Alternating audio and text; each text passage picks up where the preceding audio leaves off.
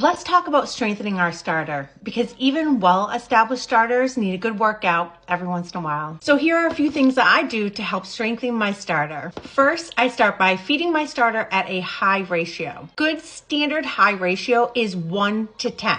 1 being the amount of starter and 10 being the amount of flour that you use. I'm going to start by adding 10 grams of starter to the fresh jar.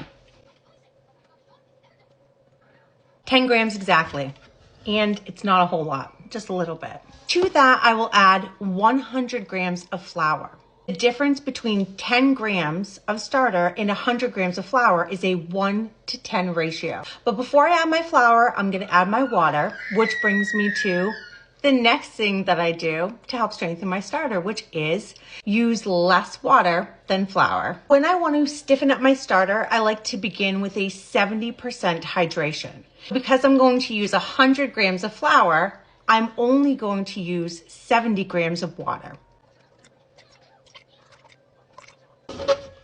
And give that a good mix. Now, the third thing that I like to do is I add a little bit of whole wheat to my starter. I'm going to be putting 100 grams of flour into my starter to feed it at a 1 to 10 ratio. But I want to add a little bit of flour, so I'm going to add 10 grams of flour and only 90 grams of regular bread flour.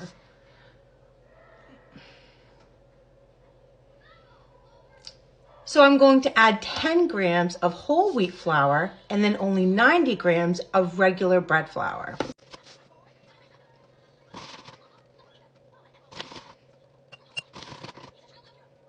And now I'll add 90 grams of bread flour. Give that a good mix. This is how it looks. This is a good stiff starter. It is very thick. I already regret putting it in such a small jar. Nice thick mixture. The last thing I do when I need to strengthen my starter is I feed it twice a day, morning and at bedtime.